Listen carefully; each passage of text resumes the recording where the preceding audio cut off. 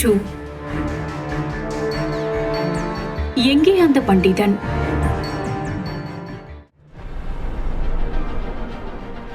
அரண்மனையின் கதவுகள் திறக்கப்பட்டது. வாயிலில் கம்பீரமாக ஒரு இளைஞன் நின்று கொண்டிருந்தான். காவலாளிகள் அவனை அரசனிடம் அழைத்துச் சென்றனர். அரசன் அவனை பார்த்து, இளைஞனே, யார் நீ? அலகாபுரிக்கு தாம் வருகை தந்த காரணம் என்னவோ என்று கேட்க, அரசே, நான் செம்மலை நாட்டை சேர்ந்தவன். எம்மை பண்டிதன் என்று எல்லோரும் அழைப்பார்கள். நாங்கள் மலைவாழ் மக்கள். எங்களின் மலை பிரதேசத்தை அரசர் வைரவன் ஆட்சி புரிகிறார். அந்த இறைவனின் அருள் இருப்பதாலோ என்னவோ எங்கள் நாட்டில் தானிய பயிர்களின் விளைச்சல் அமோகமாக உள்ளது. ஆகையால் அதனை பண்டை மாற்று முறையில் கொடுத்து எங்களுக்கு தேவையான சில போர்க்கருவிகளை வாங்கிச் செல்ல வந்தோம் என்றான் பண்டிதன். அதை கேட்டு அரசர் சக்கரவர்த்தி பெருமான் அமைச்சரை பார்க்க, அமைச்சர் பண்டிதனிடம், பண்டிதனே, எங்களுக்கு தானியம் தேவை. ஆனால் அதற்கு பதிலாக நாங்கள் விலை உயர்ந்த செல்வங்களை தருகிறோம். உமக்கு சம்மதமா என்று கேட்க, அதற்கு பண்டிதன், அமைச்சரே, எமது அரசரிடம் நிறைய செல்வங்கள் உள்ளன. ஆனால் எங்களிடம் போர் ஆயுதங்கள் குறைவாகவே உள்ளது. ஆகவே என்னை மன்னியுங்கள் என்று அரசரை கும்பிட்டுவிட்டு அங்கிருந்து நகர அவனை தடுத்த அரசன், பண்டிதனே, சற்று நில். என் மக்களுக்கு உன் தானியம் தேவை. அவர்கள் பசியில் வாடிக்கொண்டிருக்கிறார்கள் என்று சொல்ல பண்டிதன் திரும்பி அரசனை பார்த்தான். அரசன் வருத்தத்தோடு, ஒரு வாரம் முன்பு பெய்த கனமழையால் எங்கள் தானியங்களும் ஆயுதங்களும் வெள்ளத்தில் அடித்து செல்லப்பட்டது.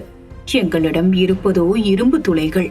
அதை வேண்டுமானால் நீ எடுத்து செல்லலாம் என்று கூற அமைச்சர் இடைமறித்து, அரசரே, இப்போதுள்ள சூழ்நிலையில் நம்மிடம் இரும்பு துளைகளின் இருப்பு குறைவாகவே உள்ளது.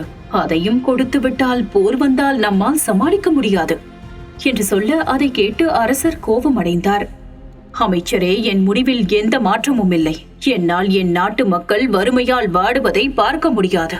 இதை தவிர்த்து வேறு வழி இருக்கிறதா கூறுங்கள் என்று கேட்க, அமைச்சர்கள் அனைவரும் தலை குனிந்தனர். சூழ்நிலையை உணர்ந்த பண்டிதன், அரசரே, உங்களிடம் இரும்பு துளைகள் இருக்கிறது. எங்களிடம் தானியங்கள் உள்ளது. நான் உங்களுக்கு தானியங்களை தருகிறேன். ஆனால் அதற்கு பதிலாக என்னிடம் 100 வீரர்கள் இருக்கிறார்கள். அவர்கள் ஆயுதம் செய்வதில் வல்லவர்கள்.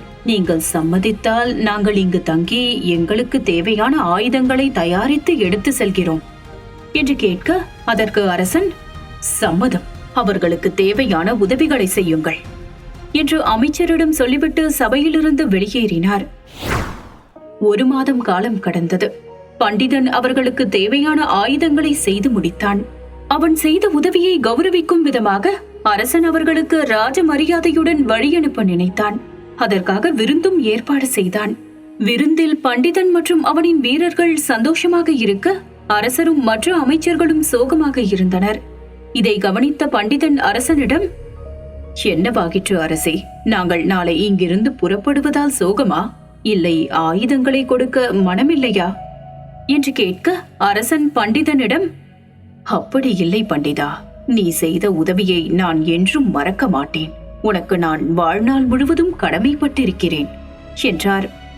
பிறகு ஏன் இந்த சோகம் என்று பண்டிதன் கேட்க, அண்டை நாட்டு அரசன் வீரபத்ரன் 2 நாட்களில் எங்கள் நாட்டின் மீது போர் தொடுக்க வருகிறான். எங்களிடம் போர் செய்ய ஆயுதங்கள் இல்லை. மேலும் தற்போதுள்ள சூழலில் போர் நிகழ்ந்தால் என் மக்கள் மேலும் பாதிக்கப்படுவார்கள். அதனால் நான் அலகாபுரியை வீரபத்ரனிடம் ஒப்படைக்க முடிவு செய்திருக்கிறேன். இதனால் என் மக்கள் காப்பாற்றப்படுவார்கள். என்ன, என் தாய் நாட்டை பிரிந்து செல்ல போவதை எண்ணித்தான் இந்த சோகம் என்றார். இதை கேட்டவுடன் பண்டிதன் சிரித்தபடி, அட, இவ்வளவுதானா? இதற்காகவா இந்த சோகம்? அரசரே, அரசரே, நாம் வேண்டுமானால் ஒன்று செய்வோமா? நாங்கள் தயாரித்த ஆயுதத்தை வைத்து உங்களுடன் சேர்ந்து போர் செய்கிறோம். அதுவும் நீங்கள் சம்மதித்தார் என்று அரசனிடம் கேட்க, இல்லை, வேண்டாம் பண்டிதா. இதுவரை நீ செய்த உதவியே மிக பெரியது. எங்களுக்காக நீயும் உன் வீரர்களும் துன்பப்பட வேண்டாம். இந்த பிரச்சனையை நாங்கள் பார்த்துக் கொள்கிறோம். நீங்கள் அனைவரும் பத்திரமாக செம்மலை தேசம் சேர்ந்தால் போதும் என்றார். அதற்கு பண்டிதன், துயரமா? இத்தனை நாட்களும் இந்த ராஜ்யத்தில் நாங்கள் கவலையின்றி வாழ்ந்தோம். நாங்கள் வந்த காரியமும் வெற்றிகரமாக முடிந்தது. நாட்டு மக்களும் எங்களுக்கு பெரும் ஆதரவாக இருந்தனர். அப்படி இருக்க அவர்களுக்கு ஒரு துன்பம் வரும்போது அதை பொருட்படுத்தாமல் இங்கிருந்து செல்வதை நான் கோழைத்தனமாக எண்ணுகிறேன் தயவு செய்து என் அன்பான வேண்டுகோளை ஏற்க வேண்டும் அரசரே. தங்களுக்கும் இந்நாட்டு மக்களுக்கும் நாங்கள் செய்யும் கைமாறாக இதை நினைத்துக் கொள்ளுங்கள் என்று சொல்ல, அதற்கு அரசன், இல்லை பண்டிதா, நான் நன்றாக சிந்தித்துத்தான் இந்த முடிவை எடுத்திருக்கிறேன். நம்மால் இந்த போரை வெல்ல முடியாது என்று சொல்ல வர, பண்டிதன் இடைமறித்து, நம்மால் வெல்ல முடியாதா? என் வீரர்கள் ஆயுதம் செய்வதில் மட்டும் வல்லவர்கள் அல்ல, போர் செய்வதிலும் வல்லவர்கள் அரசே என்றான். அதை கேட்ட அரசர் யோசிக்க, தயக்கம் வேண்டாம் அரசே. போரை வழிநடத்த வேண்டிய பொறுப்பை என்னிடம் ஒப்படைத்துவிட்டு நீங்கள் சென்று நிம்மதியாக உறங்குங்கள். மற்றதை நான் பார்த்துக் கொள்கிறேன் என்று சொல்லி அரசனின் கையை இறுக பற்றினான். 2 நாட்கள் சென்றன. வீரபத்ரன் தனது மொத்த படையையும் கொண்டு அழகாபுரியை நெருங்க, அவனுக்கும் அவன் வீரர்களுக்கும் பேரதிர்ச்சி காத்திருந்தது. பண்டிதன் தலைமையில் அழகாபுரியின் மொத்த படையும் வீரபத்ரனுக்காக காத்திருந்தது. இதை பார்த்து கோபமான வீரபத்ரன் போர் முழக்கத்தை முழங்க சொல்ல போர் தொடங்கியது. பண்டிதன் தலைமையிலான வீரர்கள் படை திறமையாக போரிட்டனர். போர் தொடர்ந்து 7 நாட்கள் நடைபெற்றது. பண்டிதன் இறுதியாக வீரபத்ரனை வதம் செய்தான். அழகாபுரிக்கு வெற்றி கிட்டியது. வீரபத்ரனின் செங்கோல் மற்றும் கிரீடத்தை பண்டிதன் அமைச்சரிடம் கொடுத்து, அரசரிடம் பத்திரமாக சேர்த்து விடுங்கள் என்று சொல்லி புன்னகைத்தான். அழகாபுரி அமைச்சர்கள் அரசனிடம் வீரபத்ரனின் செங்கோல் மற்றும் கிரீடத்தை ஒப்படைக்க, அதை பொருட்படுத்தாத அரசன், எங்கே என் பண்டிதன் என்று தேட, அமைச்சர்களும் பண்டிதன் எங்கே என்று தெரியாமல் விழித்தனர். அமைச்சரே, பண்டிதன் எங்கு இருந்தாலும் உடனே அவரை அழைத்து வாருங்கள், நான் அவரை காண வேண்டும் என்று சொல்ல, அனைவரும் பண்டிதனை தேடினார்கள். ஆனால் பண்டிதன் எங்கு தேடியும் காணவில்லை. அரசன் ஒரு குழுவை நியமித்து பண்டிதனை தேடினான். நாட்கள் நகர்ந்தன. 20 வருடம் வேகமாக நகர்ந்தது.